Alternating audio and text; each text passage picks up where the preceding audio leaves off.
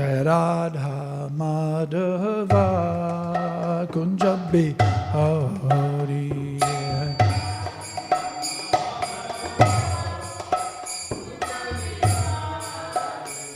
Jaya Radha Madhava Kunja Bihari.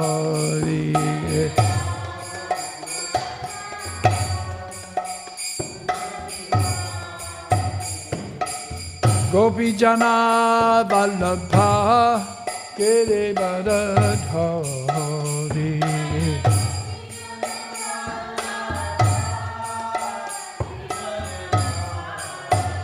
Jaya Gopi Jana Vallabha Girivardhari.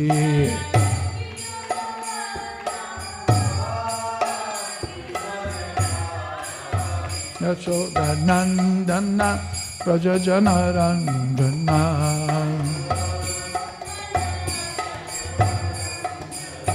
Yasoda Nandana Prajajana Randana.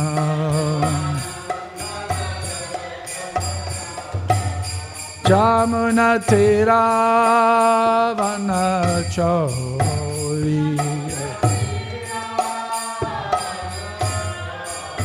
Jamuna Tira Vanachari.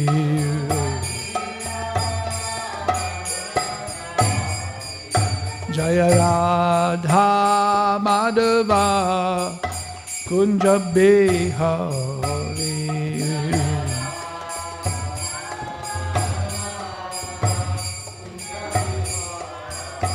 Jaya Radha Madhava Kunja Bihari.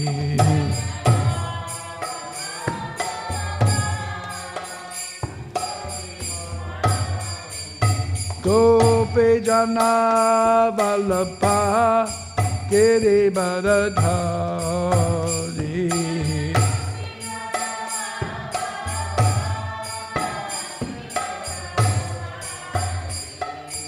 Gopi Jana Vallabha Girivardhari.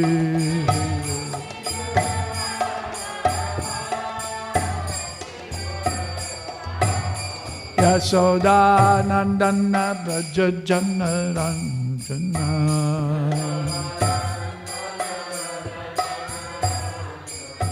Yasoda Nandana Brajajana Ranjana.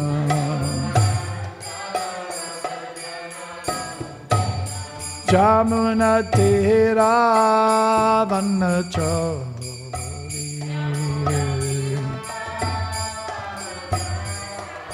Jamuna Tira Vanachari.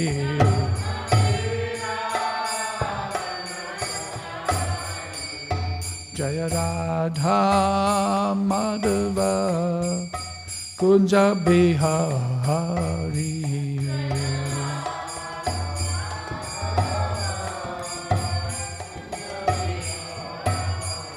Jaya Radha Madhava Kunja Bihari.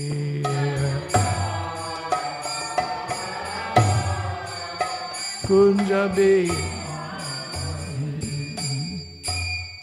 Jayam Vishnupada Paramahamsa Parivajikacharya Astottara Sarasi Śrīmad Divine Grace A.C. Bhaktivedanta Swami Maharaj Śrīla Prabhupada ki Ananta Koti Vaishnava Vrinda ki Grantaraj Śrīmad Bhāgavatam ki Nitai Gaura Premanandi. Lots of sharp edges. What's that? Yeah. I get used to it. Yeah, you develop like calluses. Yes, I guess you do.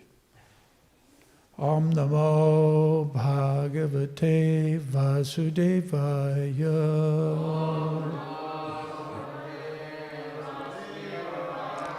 Om Namo Bhagavate Vasudevaya.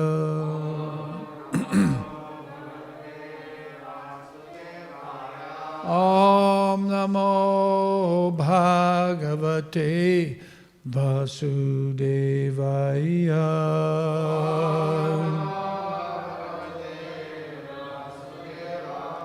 Om Namo Bhagavate Vasudevaya.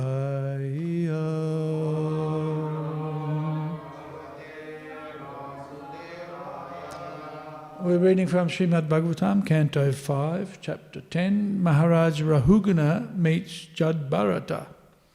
Text number 16. Kastvam nigudas charasi dvijanam. Let's see, I think this is a...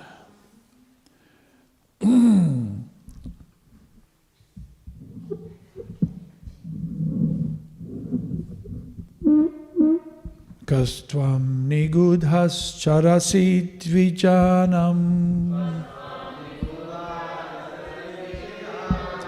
Vibhashi sutram katamo vadhutaha. Kasyasi kutratya ihapi kasmat. Chemaya nasched asinota shuklaha. Kastvam nigudas charasi dvijanam. Vibhashi sutram katamo vadhutaha. Kasyasi kutratya ihapi kasmat.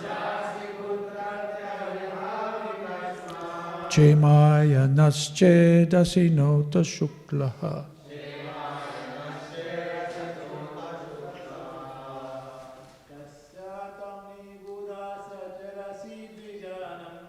Kastvam nigudas charasi dvijanam. Vibhashi sutram katamo vadhutaha.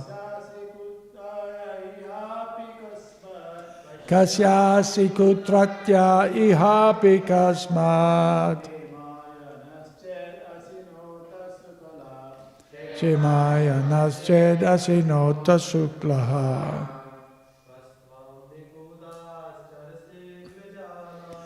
Kastvam nigudas charasi dvijanam. Vibhashi sutram katamo vadhutaha. Kasyasi kutratya ihapi kasmat. Chemaya nasched asinota suklaha.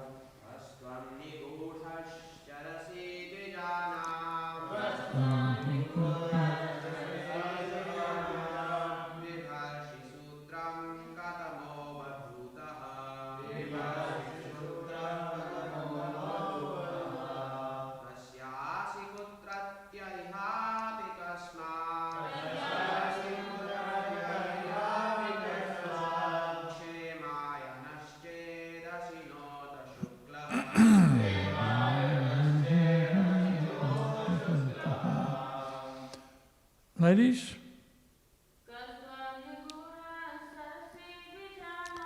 Kastvam nigudas charasi dvijanam. Vibhashi sutram katamo vadhutaha. Kasyasi kutratya ihapi kasmat. Chemaya nasched asinota suklaha.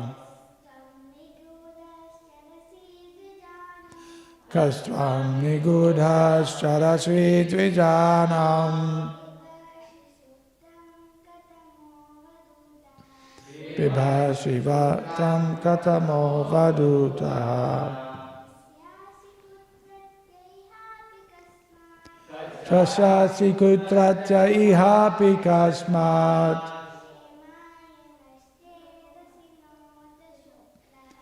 Chemaya naschedasi nota shuklaha. Kastvam nigudas charasi dvijanam. Vibhashi sutram katamo vadutaha. Kasyasi kutratya ihapi kasmat. Shrimaya naschedasi nota suklaha. Katvam. Who are you? Niguddha. Very much covered. Charasi. You move within this world. Dvijanam. Among the brahmanas or saintly persons. Bibhashi. You also wear. Shutram. The sacred thread belonging to the first class brahmanas. Katamaha.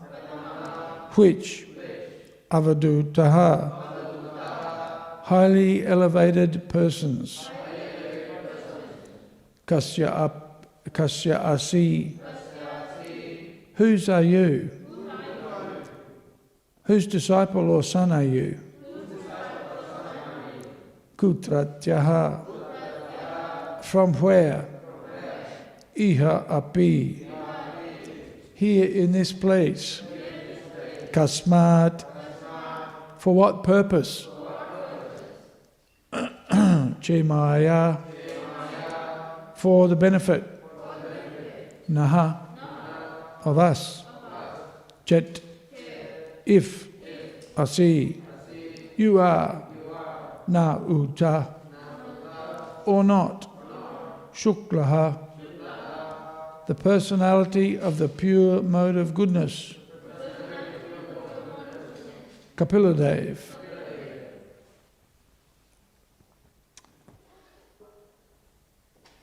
King Rahugana said, O Brahmana, you appear to be moving in this world very much covered and unknown to others. Who are you? Are you a learned Brahmana and saintly person? I see that you are wearing a sacred thread. Are you one of those exalted, liberated saints, such as Dattatreya and other highly advanced learned scholars? May I ask whose disciple you are? Where do you live? Why have you come to this place? Is your mission in coming here to do good for us? Please let me know who you are. Purport. Maharaj Rahugana was very anxious to receive further enlightenment in Vedic knowledge because he could understand that Jad Bharat belonged to a Brahmin family either by disciplic succession or by birth in a Brahmin dynasty. As stated in the Vedas, Tad Vigyanatam Sagurum Evabhigatschet. Rahugana was accepting Jad Bharat as a guru. But a guru must prove his position not only by wearing a sacred thread, but by advancing knowledge in spiritual life. It is also significant that Rahugana asked Jad Bharat which family he belonged to. There are two types of families, one according to dynasty and the other according to disciplic succession. In either way, one can be enlightened. The word shuklaha refers to a person in the mode of goodness.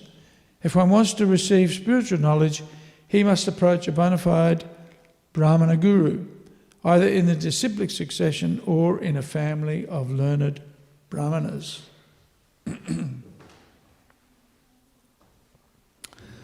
Om Jnana Timirandasya Gyananjana Salakaya Chakshurun Militam Jena Tasmaye Shri Gurave Namaha Shri Chaitanya Manobhishtam Stapitam Jena Bhutale Svayam Rupa Kada Mahiyam Tadati Svapadantikam Mukam Karoti Vachalam Pangum Langayate Garim Yakripa Tamaham Bande Sri Gurum Dinatarinam.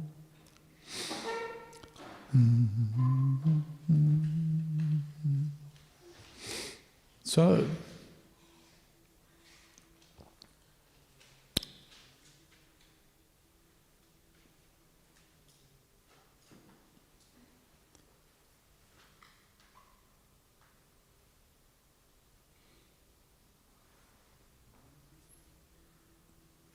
Maharaj Rahugana was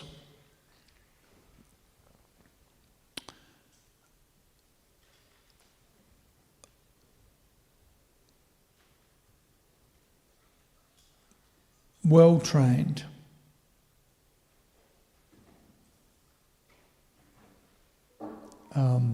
He understood that the religious culture or the spiritual culture, Vedic culture, if you like, is meant for a purpose.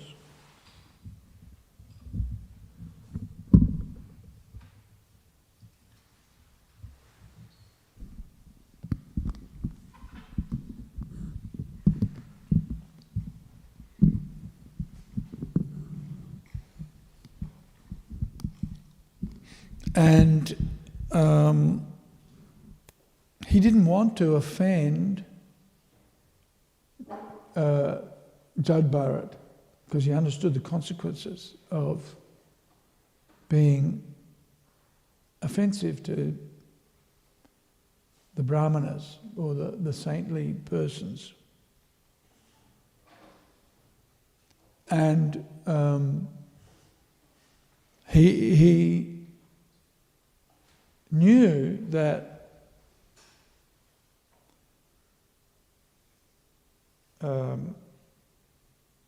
elevated saints or elevated brahmanas could be taken advantage of. Not taken advantage of in the material perspective, but taken advantage of in a spiritual perspective. And so therefore he was concerned about Jad Bharata's pedigree, if you like, his qualifications. Right? And he could understand, because he was wearing a Brahmin thread, right? If you're wearing a Brahmin thread, it means you should be part of a spiritually advanced culture, right? It's an indication of spiritual advancement, not material position, right? And somebody who wears the sacred thread, somebody who claims to be a Brahmana, should understand Brahman. That's why they're called a Brahmana. And so, because Maharaj Rahugana comes from a Vedic background, he comes from the Vedic culture, then he was concerned as to the identity of Jad Bharat. And he wanted to know who he was. Who are you? Right? And,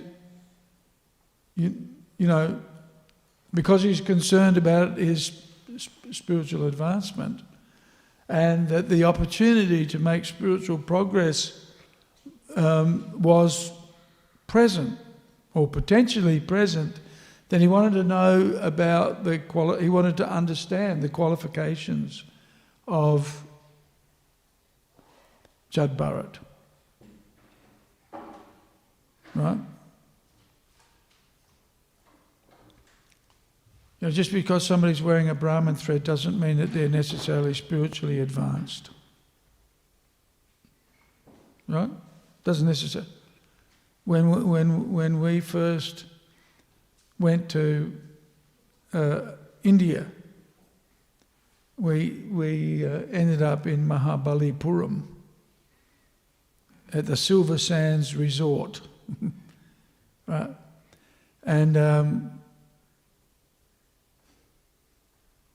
it was actually it was a cultural shock for me to arrive in. First thing we saw, we arrived at midnight or whenever it was, and we went by bus from the airport to this seaside resort, you know, and woke up in the morning and the waves were, it was beautiful.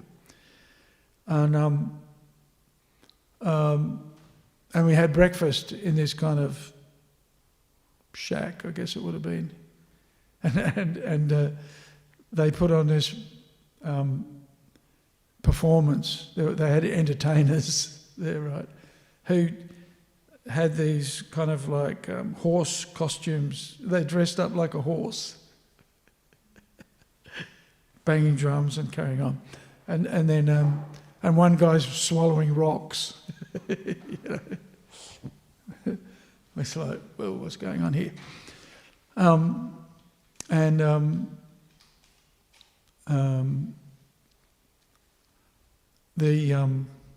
The cook, it was nice. It was a nice breakfast, really well cooked. Right? But I think the devotees had asked, you know, we want to make sure that we've got a Brahmin cook, right? We have to have a Brahmin cook, right? Okay, no worries. So anyway, the cook was sitting, you know, before the prasadam was served, before everything was, and he had his lungi on, and you know, had a shirt on top. But on top of his shirt, he had a Brahmin thread to show that he was a Brahmana. Right? Yeah, he was a good cook. I don't know whether wearing the Brahmin thread made him a better cook or not. But you know, in India, there's prestige in being a Brahmana. But unfortunately, in this day and age, even though, you know, the cook was wearing a Brahmana, whether he was a Brahmana or not, that's another thing. Whether he had the qualifications. And so Maharaj Rahugana, you know, understood, as we should all understand, you know, it's not just a matter of wearing a Brahmin thread. But if a person is wearing a Brahmin thread, then what is his pedigree? You know, what is his provenance? What's his qualification? What's his real qualification?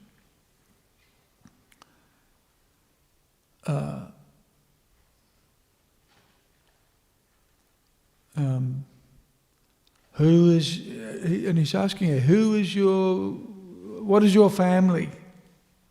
Right? Who's your guru? This is almost the first question that people ask you in ISKCON. Right? You go to a temple, the devotees pick you up in the car, and then they say, who's your guru? It's like, what? You know, we can understand pretty much the members. If you're a member of ISKCON, then you should be qualified. Right? Because ultimately, we're representatives of Srila Prabhupada. And of course, that should be enough. That should be enough. When I tell people who my guru is, most of them have never heard of him. So I tell them who my spiritual master is, and they kind of look, okay? What does it mean? What does it actually mean? But it is a valid question. It's a valid question because, in one sense, in this context, because, you know, because we know basically within ISKCON, devotees should be well trained. That's Prabhupada wanted us to be well trained. And the society, we should make sure that, when we're introducing people to Krishna consciousness, then we're introducing them to a process. And part of that process is to educate people.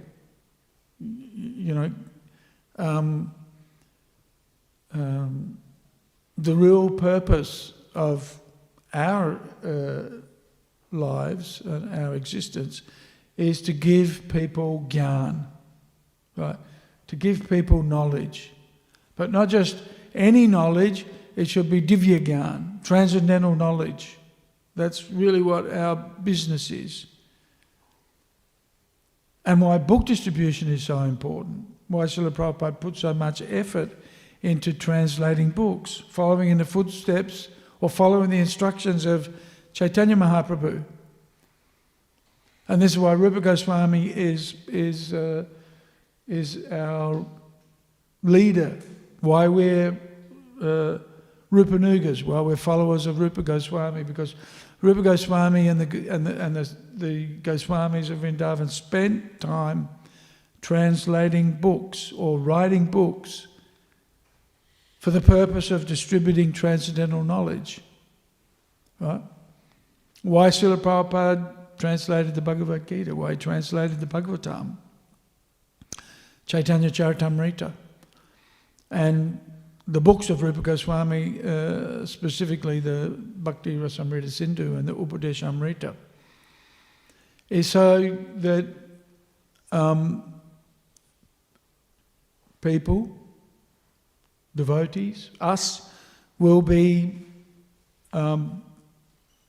qualified as brahmanas, qualified as teachers, and teachers of the most essential knowledge. The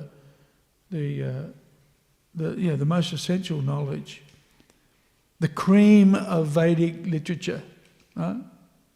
The Bhagavatam, Bhagavad Gita.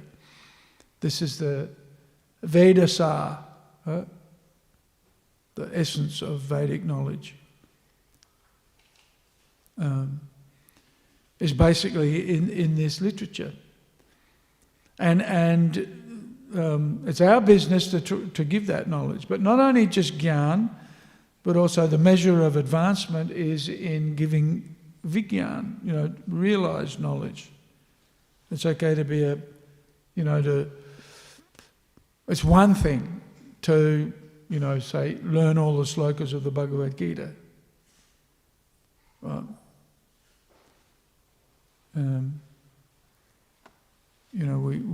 We encourage the kids to learn the slokas of the Bhagavad Gita, but then you ask them, well, what does that mean? Right, they rattled off a bunch of Sanskrit, and you ask them, what does that mean? And they say, oh, I don't know. Uh-huh. So, there's knowledge and there's learning, right? And there's gyan and there's vigyan. And it's good to be learned in a theoretical way, but what is more important is being able to apply that knowledge according to Kala Desha Patra, time, place and circumstance. And we see that in Srila Prabhupada's Prabhupada's presentation of Krishna consciousness, and in his ability to affect people's, to really have an impact on people's lives. Srila Prabhupada was an expert in applying, taking that knowledge and then applying it to any given circumstance or any given situation. So Maharaj Rahugana is already advanced because he understands the value of that association effectively. It's about association, right? And how to take advantage of that association. If somebody is qualified, and so in the first instance, if that opportunity presents itself, then let's determine the qualification of the person that might be able to give transcendental knowledge that I can take advantage of through inquiry. And this is, mentioned in the Bhagavad Gita. Pranipatena pariprasnena, right? Inquiry with submission. And so, it's not a demand, who are you, but rather a submissive inquiry into the identity of Jad Bharat, because if he's a highly advanced Brahmana or highly advanced saintly person, because Prabhupada mentions that here.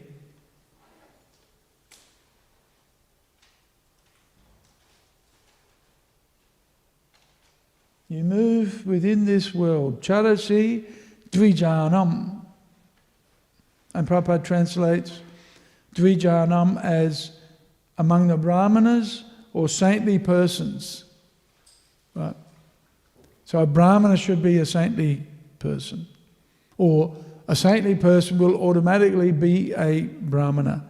And in this case, he's wearing a Brahman thread. Which is interesting. This is not uncommon in India. In Calcutta, you'll see a rickshaw walla, and the rickshaw walla is like a horse, right? You don't see it in other, and I'm not sure if you see it in Calcutta anymore. But they have those rickshaws, and the rickshaw walla pulls it like he's a horse. What's the advantage of having a rickshaw like that? Do you know what the advantage is?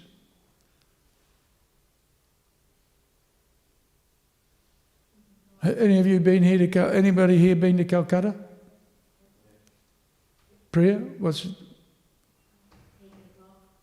It's like a dog. Oh, you can talk to him. You can't talk to a horse. No, the advantage, they're small, and peak hour traffic in Calcutta, those rickshaw guys can get around, whereas everybody else is sitting in their cars, stuck, not going anywhere. 5 o'clock at night, it's hell. So those guys in those rickshaws, they can get around, weave in and out. But not sure how much transcendental knowledge you'll get from them. and you'll see them sometimes. And Prabhupada mentions this more than once. He's a rickshaw walla, but he's wearing a Brahman thread. Similar to this situation, Maharaj Rahugana has in the midst of his palanquin bearers, which is pretty much, just like a rickshaw walla, there's a very elevated Brahmana, and so it's highly inappropriate for him to take his service like a horse, like an animal. It's offensive. Maharaj Rahugana is concerned, he's worried about the fact that if he's disrespecting Jad Bharat, then he'll be committing offence. He'll be committing an offence. And so that's why that pranipatena, in his inquiry here, there's a concern and a good deal of respect for the role or for the position of a saintly or a learned person or a Brahmana. And Prabhupada makes a point here that one becomes saintly either through having taken birth in an elevated family or through disciplic succession. Right? And so it's not just by birth, but rather by qualification more than anything. The birth puts you in a position, especially in a high family, of being able to take advantage of the culture of spiritual education. And so it's understood then that a qualified Brahminical family will produce spiritually advanced and elevated progeny, if you like. The culture, the Brahminical culture, creates learned, qualified, spiritually advanced devotees, effectively. Individuals, teachers, Brahminically qualified teachers. Of course, interesting, in the age of Kali, everything is degraded. And this is the story of Shringi cursing Maharaj Parikshit because of pride. So one shouldn't be proud of one's birth or one's qualifications, because pride is a disqualification. Right? The qualification of an advanced Brahmana or an advanced devotee is that they're humble, not proud. And so Shringi, being proud of his position in the social order, and also proud of his Brahminical tejas, was offended when Maharaj Parikshit garlanded his father with a snake. Right? But actually, it was right for Maharaj Parikshit to,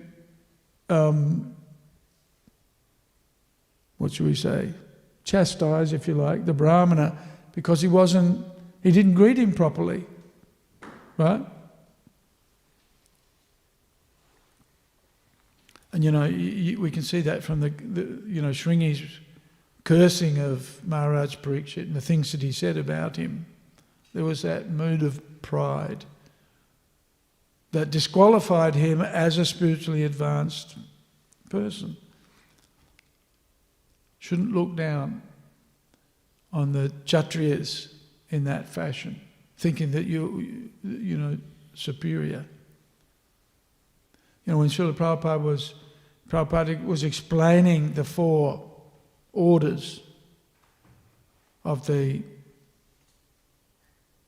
Varna ashram system, the 4 Varnas, he was describing Brahmana, Kshatriya, Vaisya, Sudra. And then the journalist was asking Srila Prabhupada, well, what are you? And Prabhupada said, I'm the 5th class. I serve all of the others, right, as a spiritual teacher. So the spiritual teacher is a servant of all of the other roles, if you like, or positions within the Varnashram construct, within Varnashram society. So we see here Maharaj Rahugana was aware of these things and aware of the power and the dangers of disrespecting spiritually advanced devotees. And of the opportunity that arose from having that association of an advanced devotee that should be approached with respect and care and with an eye to take advantage of, but not from a material perspective, but from the proper understanding that those who are spiritually advanced should be taken advantage of and are happy to give transcendental knowledge.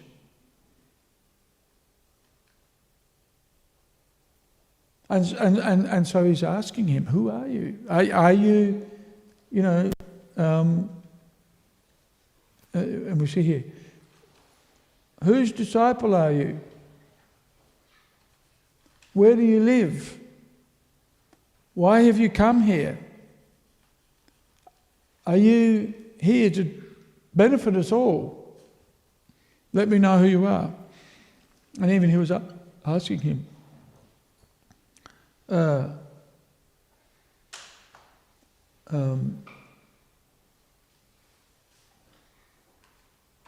Nota Shuklaha, are you not the personality of the pure mode of goodness? Kapila Dev, Prabhupada's put in, or it's been translated as. Right, so he's deeply concerned. And so he's inquiring, what family do you come from? What's your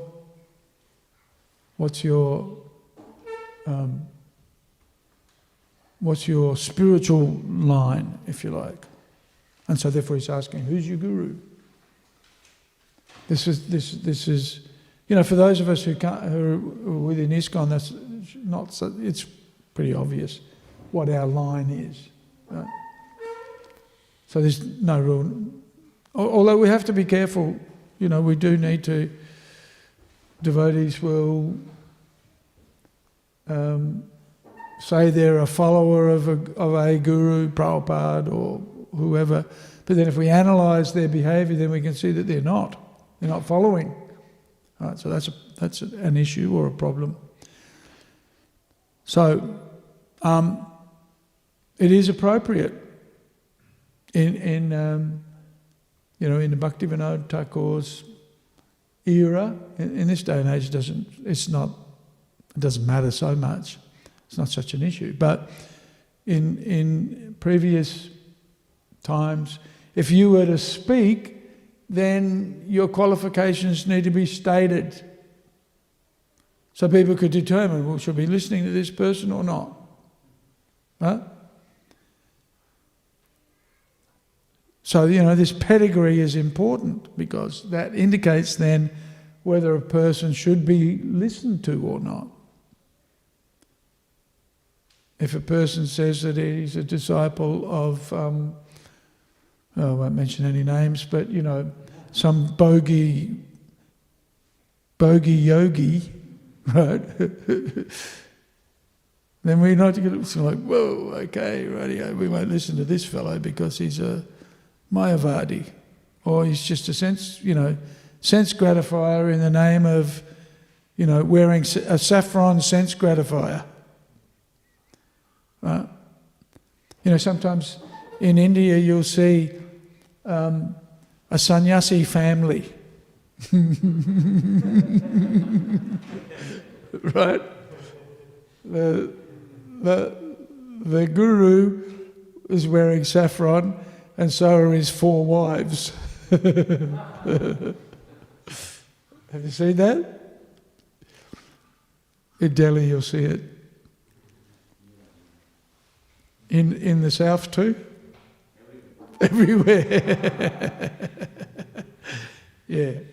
Right, so, you know, we do, well, another point, we do check the credentials of somebody. We don't just accept. So, you know, everybody said, oh, he's a jolly good fellow, right? And so say all of us. Well, not necessarily. We want to test, we want to hear what they've got to say. We want to know how faithful they are to Srila Prabhupada. Right? Prabhupada had a particular mood. Right? One of the things that Prabhupada did not speak, and Prabhupada's following Lord Chaitanya, he did not speak intimate Krishna Leela in public. Right? Even when Prabhupada was petitioned, please talk about, you know, Radha Krishna, this, Prabhupada say, look, I'm not qualified. Right? So, you know, there is a bit of a tendency in ISKCON, in the current era, to, you know, have public katha about these intimate Gopi Gita and, you know, other, that Prabhupada did not touch in public Because he said Lord Chaitanya didn't talk these topics in public. Lord Chaitanya would discuss with Swarup Damodar, with Ramananda Roy, with Sikhi Mahiti and Sikhi Mahiti's sister in Jagannath Puri. But he didn't talk about these intimate pastimes in public. Right? But there's a trend, bit of a shift to do what Prabhupada didn't do. And so that is of concern. Right? Even Prabhupada spoke against Bhagavat Saptaha. And in the Bhagavat Saptaha there's a tendency, let's go to the 10th canto, to the Rasa Lila. So we have to be careful. We want to see that the devotees within ISKCON are faithful to the Founder-Acharya. It's got to be. Right? Otherwise we'll start to do, it starts off a little bit, but where can it end up? And, Prabhupada gave us, in public certainly, basic philosophy. Bhagavad Gita. Basic Śrīmad Bhāgavatam. This is Prabhupada. And it's funny, Prabhupada would more often quote Chanakya Pandit than he would the 10th canto of the Bhagavatam. When you think about it. Right? So what's our mood? It should be to follow the previous acharyas and the Goswamis. Right? This is so something to be noted here, and that's how do we tell somebody's qualification? We listen to them and we inquire. And the inquiry is submissive. But there needs to be some testing also. We don't just accept anybody. Does that make sense? So, there needs to be some discrimination. We need discrimination. Rupa Goswami encourages that. Of course, Srila Prabhupada encourages it as well. And we can see it here in the character of Maharaj Rahugana, that he was deeply concerned about the qualifications of Jad Bharat. And next verse, tomorrow's verse, it's about, offending the Brahmanas and the saintly persons. That's a concern. But also, inquiring appropriately so that we can, or listening, but inquiring appropriately. Who are you? What's your family? What's your line? And in our case, how faithful are devotees to Srila Prabhupada? Very important. Okay, does anybody have any comments or questions on anything? No, not anything, on this verse. Arjun, Shaka.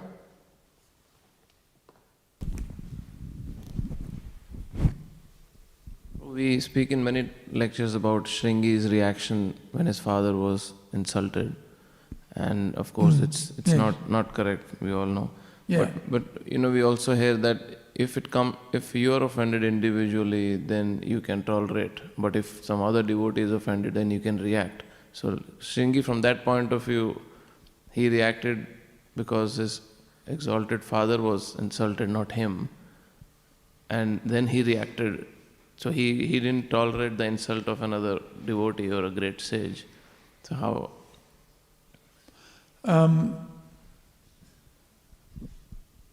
Well, in that situation, he should have perhaps consulted his father. Right. And his father took it as a grave error of his to curse Maharaj Parikshit to die for a minor offence, right? You forgive the minor offences of others, not overreact. Does that make sense? So, he was justified in being upset that his father was insulted, right? But it was justified according to Vedic culture. Maharaj Parikshit was the king, highly qualified, exalted devotee, right? And Samika Rishi just ignored him, right? Because we understand that in this situation, it was a unique circumstance and an arrangement for Maharaj Parikshit to go back home, back to Godhead. That was the purpose of the whole situation. But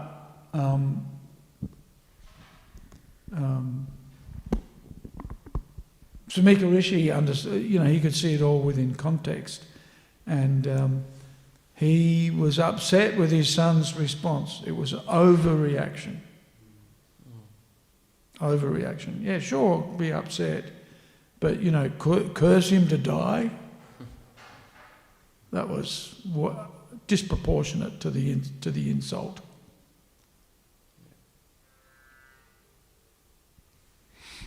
Is that all right? Yes, Prabhu. And also, you were mentioning now in this day and age, we don't need to know the qualification of the speaker, which was in previous era, was very much required. But now... Of who? In this day and age, we don't worry too much about the qualification like in Bhaktivedanta Thakur's era or previous ages time. No, nobody understands anything. Yeah. And I was just thinking on that point, it's not... And what do people listen to? Anything. Who is the authority? Yeah. Whoever the latest pop record is, they're all bowing down and saying, wonderful, wonderful, wonderful. But it's just, it's a nonsense. But, yeah. Now I was thinking, even when a public talk is happening, we also try to introduce the speaker and give his qualifications to public. Yeah, it's annoying. Just to and they usually say things that are completely untrue. It's called ati stuti, too much praise. Let the person speak for themselves. That'll become... See, when a devotee speaks, it becomes self-evident that, they have... And who cares if he's got a... Well, it's interesting. There is some importance attributed to, a degree from wherever. But we can overdo it. I think it depends on time, place and circumstance, doesn't it? Yeah. But I know I don't like people, telling, oh, he's the GBC this, and I'm not, right? It's like, who are you trying to impress? But especially in India, it's done a lot, right? And they sit you on the stage with a nice big seat, and they put a garland on. And you think, let me out of here. But it depends on the culture, I think, also. Australian culture is egalitarian. Everybody's equal, right? And so I'm uncomfortable with people putting me on a big seat and putting a garland around me and then telling me I'm a GPC. It's like, what? You'll soon discover that you've got a monkey. You've got a monkey sitting on the seat. You made a mistake giving him a garland. But in Indian culture, everybody wants to have a garland. If there's the member of parliament comes, or the state, what do they call it? The chief minister comes, everybody wants to line up, everybody wants a garland, they all want to line up and get their picture taken with him. Right, so it kind of depends on the culture. But, we test by hearing and inquiring. That's our system for testing is to hear and then inquire, but with respectfully, right? So that we can get a clear understanding. Hare Krishna Prabhuji, Dhanvat Pranam. Today my question is, what are the fundamental qualities that a spiritual master look in his disciple? I am asking this. What are the fundamental qualities of the spiritual master? No, the devotee, the disciple, Yes. before accepting him. Yes. Because I am asking this question because the spiritual master is responsible for his disciples' karma. So Disciples' sadhana? no, karma. Yes. So what are the qualities that he looks before giving him initiation? What are the qualities that the Guru is looking for in a disciple? Yeah. Well, submission, inquiry, and service attitude. Right? Yeah.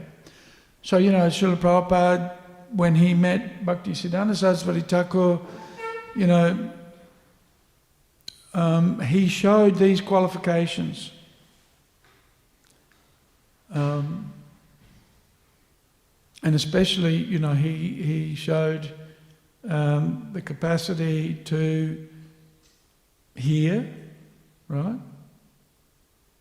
And so in that, the submission was already evident, right? But not only that, what Bhaktisiddhanta Saraswati Thakur noted in Srila Prabhupada was his ability to speak, right? And so he told the managers of the press, of the publishing house, whatever he writes, print, right? And especially, in person, what is it? The poem that Prabhupada wrote. In person, calamity, how is Yes. Absolute is sentient, thou hast proved. Impersonal calamity thou hast removed. Right? So, not that we all have to be great poets, but that mood of service is required. And to do anything. If the Guru says, mop the floor, mop the floor. If he says, worship the deity, worship the deity. And understand that the instructions of the spiritual master are as good as the instructions coming from God. So where the disciple respects the culture, right, and the tradition, and listens respectfully, and then inquires with the aim to get a clear instruction of what is required, and then executes the orders of the spiritual master, then those devotees who demonstrate those qualifications, they're eligible for initiation.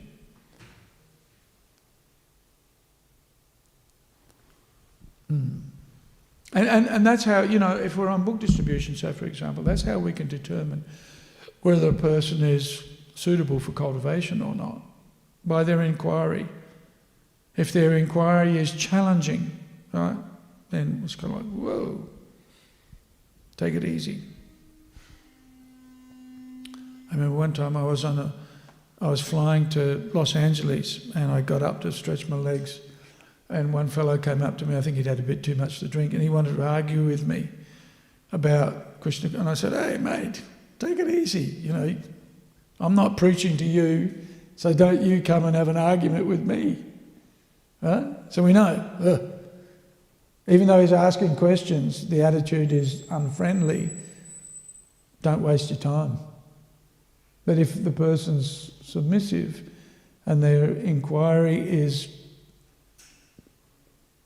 relevant, appropriate, then we'll talk to that person.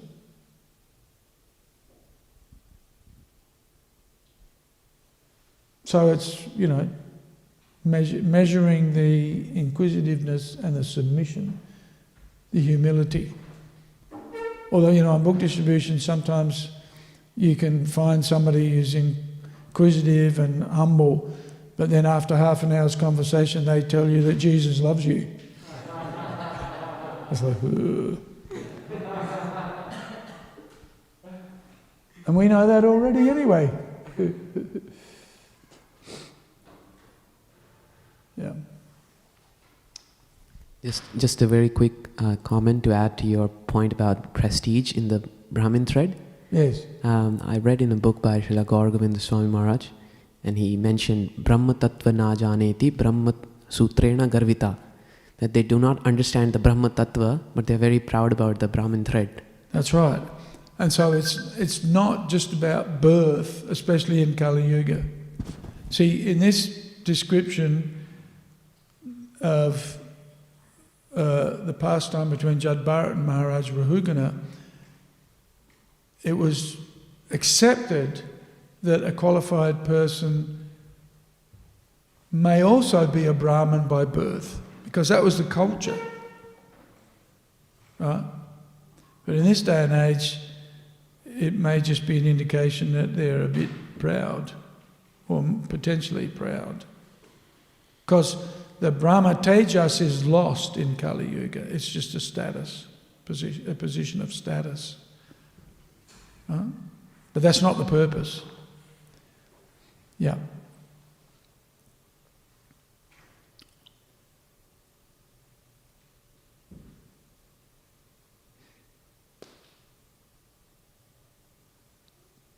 Okay.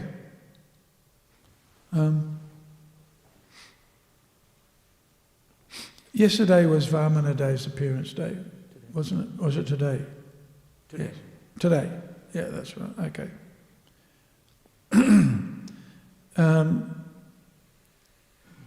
Or Varaha. Is it Varaha? Yeah. Should I say something about Lord Varaha?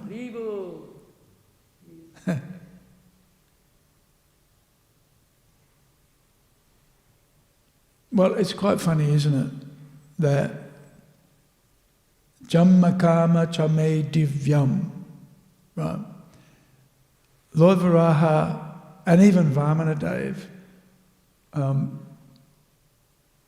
present themselves, or they indicate that Krishna has a sense of humour, right? Because, ordinarily, what is there transcendental about a hog? Right? And why would Krishna take birth as a hog?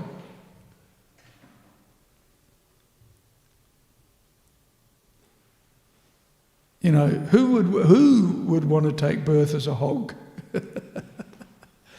But Krishna accepts different forms. He himself remains transcendental. He's the same, regardless of whether he's taken birth as a form of a hog, a horse, a swan, whatever. And Prabhupada explains in the Bhagavatam, that within all the various species of life, the Lord incarnates. Right? But within each incarnation, he has a purpose. He has a specific purpose. And in this particular case, he took birth to rescue the Earth planet, which had fallen from its orbit into the depths of the Garbhodak ocean. Right? And so therefore entirely appropriate because of the mission that he was on, to get the Earth from the lowest, the dirtiest part of the universe, I guess you could say, the lowest part. He accepted that form. But even though from the external point of view it looks like he's a Kshatriya or he's a king or a horse, a swan or fish. He still remains transcendental, purely transcendental. So it's not just any old hog, like the hogs that you see in Vrindavan. You drive into Govardhan, and usually as you come in on the left-hand side of the road, there's a huge big pile of rubbish that the bungi, the sweepers have all put there. And the municipal truck will come along later on and pick it up and take it away. Right? And I remember one day coming into Govardhan on a bus for a retreat with all of the devotees, and then right on, sitting on, sleeping on top of this pile of rubbish was a big old hog. Disgustingly dirty character, right? But Krishna's not like that. Lord Varaha's not like that. He remains purely transcendental. And so in one sense, the external can be a covering for the internal. Right? That's why we have to be careful about judging people just on the external. And why we listen, why we hear from others, because how a person speaks reveals what's going on in their mind, in their heart. Right? It reveals the devotee, or in this case, it reveals the personality of Godhead. And we see that Lord Varaha was challenged then by Hiranyaksha. It was his plan to keep the earth planet submerged. He wanted to destroy Brahminical culture. The Hiranyakashipu and Hiranyaksha, their program was destroy Brahminical culture. Right? Stop the Brahmanas from doing sacrifice, because this is how Vishnu became strong and powerful. He was getting all of the benefits of the yagyas. All the offerings were being made to him. So let's kill off the Brahmanas, stop the offerings of sacrifice to Lord Vishnu, and that way we'll kill Lord Vishnu. How stupid. But anyway, Lord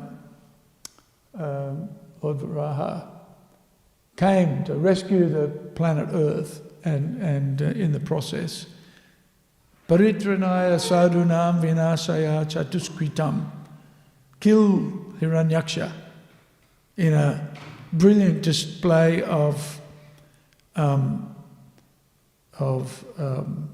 martial, mixed MMA, right? Mixed martial arts. Krishna's expert at all of them. He creates them. They all come from him. Right? So auspicious occasion to meditate on Lord Varaha as the transcendental personality of Godhead in the form of a hog, but on a transcendental mission. Okay. Kandara Śrīmad Bhāgavatam ki jai, Srila Prabhupada ki jai, Gaura Bhaktivedanta ki jai. Hare Krishna.